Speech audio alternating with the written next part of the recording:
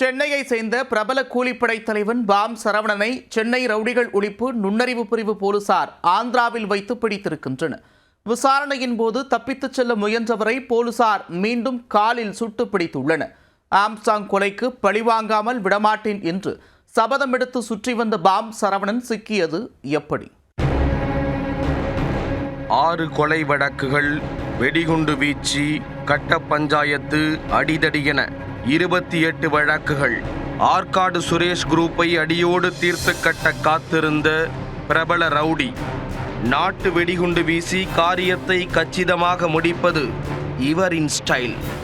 ரகசியமாக மறைந்திருந்து கேங் வாருக்கு திட்டம் தீட்டி வந்த கூலிப்படை தலைவன் பாம் சரவணன் இவர்தான்.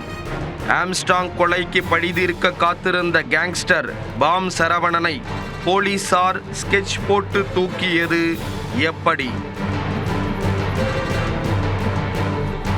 பிரபல ரவுடி சரவணன் என்கிற பாம் சரவணன் A+ ரவுடிகள் பட்டியலில் இருப்பவர். கடந்த ஆண்டு கொல்லப்பட்ட ஆம்ஸ்டாங்கின் நெருங்கிய நண்பரும் பகுஜன் சமாஜ் கட்சி வட சென்னை மாவட்ட செயலாளருமான தென்னரசு கடந்த 2016ஆம் ஆண்டு ஆற்காடு சுரேஷ் கும்பலால் கொலை செய்யப்பட்டார். அப்போது உயிரிழந்த தென்னரசுவின் சகோதரர்தான் இந்த பாம் சரவணன். தனது சகோதரன் கொலைக்கு பழிவாங்க ஆற்காடு சுரேஷை கடந்த 2023ஆம் ஆண்டு கூட்டாளிகளோடு சேர்ந்து கொலை செய்ததாக இவர் மீது வழக்கு உள்ளது. 6 கொலை வழக்குகள் மற்றும் வெடிகுண்டு வீச்சு, கட்ட பஞ்சாயத்து, அடிதடி என 28 வழக்குகள் இவர் மீது உள்ளன. சென்னையை கலக்கிய பிரபல தாதா காது குத்து ரவி, குன்றத்தூர் வைரம், காக்கு வீரன் போன்றோரின் நெருங்கிய கூட்டாளியாக செயல்பட்டு பல்வேறு குற்றச் செயல்களில் ஈடுபட்டுள்ளார். கொலை மற்றும் கொலை முயற்சிகளின் போது நாட்டு வெடிகுண்டுகளை வீசி காரியத்தை கச்சிதமாக முடிப்பதில் இவர் கை தேர்ந்தவர் என்பதால் பாம் சரவணன் என ரவுடிகள் வட்டாரத்தில் அழைக்கப்பட்டு அதுவே பட்டப்பெயரானது. இதுவரை 5 முறை குண்டர் தடுப்பு சட்டத்தில் சரவணன் கைது செய்யப்பட்டு சிறையில் அடைக்கப்பட்டுள்ளார். இந்நிலையில் நீதிமன்றங்களில் நடக்கும் வழக்கு விசாரணைகளில் ஆஜராகாமல் தொடர்ந்து தலைமறைவாக இருந்து வந்தார். 3 கொலை வழக்குகளில் விசாரணைக்கு ஆஜராகாத பாம் சரவணனை பிடிக்க நீதிமன்றம் பிடிவாரண்ட் பிறப்பித்திருந்தது. தனது சகோதரர் தென்னரசு மற்றும் ஆம்ஸ்டாங் கொலைக்கு பழிவாங்க பாம் சரவணன் தலைமறைவாக இருக்கிறார் என்றும் அதற்காக திட்டமிட்டு காத்திருக்கிறார் என்றும் உளவு பிரிவு எச்சரித்ததை அடுத்து போலீசார் தனிப்படை அமைத்து அவரை தேடி வந்தனர். ஆம்ஸ்டாங் கொலை வழக்கில் கைதானவர்களில் பலர் ஆற்காடு சுரேஷ் கொலைக்கு பழிக்கு பழி வாங்கவே கொலையை அரங்கேற்றியதாக வாக்குமூலம் அளித்திருந்தனர். இதனால் ஆம்ஸ்டாங் கொலைக்கு பழிக்கு பழி வாங்காமல் விடமாட்டேன் என சபதம் எடுத்து சுற்றி வந்துள்ளார் பாம் சரவணன். அவரது கொலை பட்டியலில் ரவுடிகள் சம்பவம் செந்தில், நாகேந்திரனின் கூட்டாளிகள் உள்ளிட்டோர் உள்ளனர். ஆற்காடு சுரேஷ் தரப்பினரை மொத்தமாக காலி செய்ய பாம் சரவணன் ரகசிய திட்டம் தீட்டி வருவதாக உளவுத்துறை எச்சரிக்கையில் தெரிவித்திருந்தது. இந்நிலையில் அவர் யாருடன் தொடர்பில் இருக்கிறார் என்பது குறித்து சென்னை ரவுடிகள் தடுப்பு நுண்ணறிவு பிரிவு போலீசார் தீவிர கண்காணிப்பில் ஈடுபட்டனர். இதில் பாம் சரவணன் ஆந்திராவில் தஞ்சமடைந்திருப்பதாக கிடைத்த தகவலின் அடிப்படையில் தனிப்படை போலீசார் அங்கு சென்று அவரது நடமாட்டத்தை கண்காணித்து வந்தனர்.